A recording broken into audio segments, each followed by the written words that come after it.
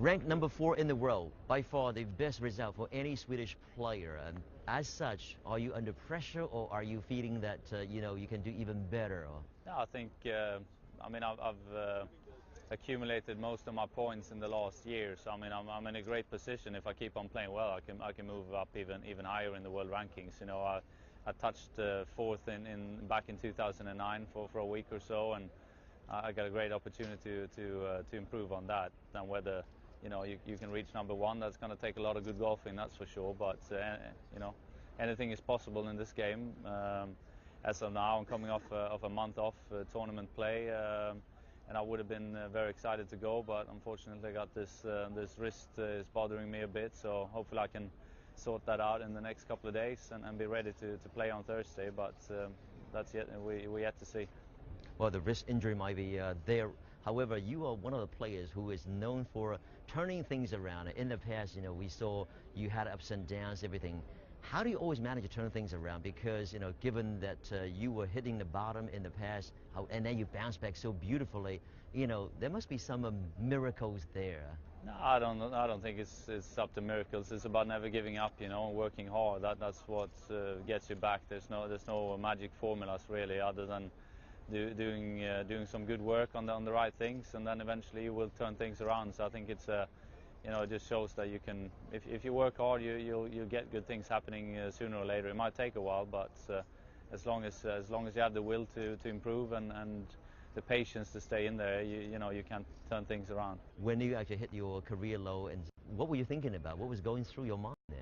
Well, I've kind of gone through 2 slumps over the years, and I'm not, maybe my ups and downs have been a little bit higher and lower than some other players, but no one goes through a long and successful career without having a couple of bad seasons, and that's the same as the stock market or life in general. We go through good times and bad times, and I had a rough time back in 01 or 02, but then this last little slump I had in 11 was more frustration. I know I can play at a high level and play with the best in the world, and when you're not achieving that and not playing to that standard, of course it builds frustration and so on. But I managed to look at the bigger picture and put some long-term goals in place and work hard at that, rather than being too focused on short-term and results. You gotta, if you work on your golf game and you improve all the areas within the game, you will start to play good golf at some point, and that's what I did this summer. Right, but any specific areas as far as yourself is concerned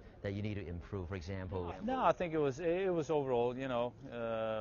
You look at everything and whole package. Yeah, the whole package. Anything from your gym work to your putting to your swing, and strategy on the course, and everything. And a lot of attention to your psychological effect. I mean, that's something that I read about in the past, that you feel psychological factor does play a tremendous role in your game. Oh yeah, it's a big part. I mean, when both in how you handle certain situations, and that's down to experience as well, and then my coach that I work with in that area, we look at the whole picture. It's like you got all the different parts of a wheel.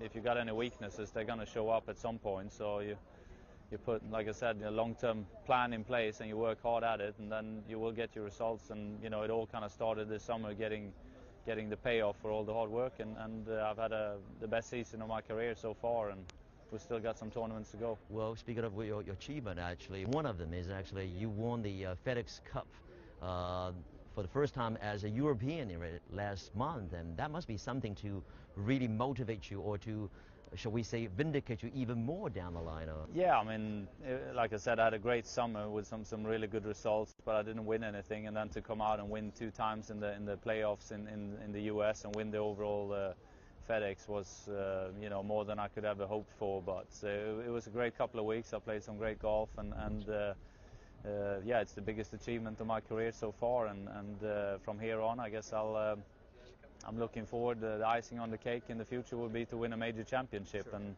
that's what I would work hard at my game, and hopefully put myself in position to accomplish that. Any positive suggestions, advice that you can give to our younger players or less experienced players in China, because they really want to tough out, however they still haven't got a chance to do so yet? Well, I think good advice in terms of improving your game. If you're a junior, spend a lot of time on the short game, because that's what makes the difference. You're pitching and chipping and putting, that's where the scores are being made. So and that goes, I think, for the general amateur player as well. And, you know, it's hard if you're just beating balls on the driving range. You're not going to cut too many shots off your score, but you can easily get rid of a couple of 3-putts on the green if you spend some time there. So practice the short game. That would be the biggest advice.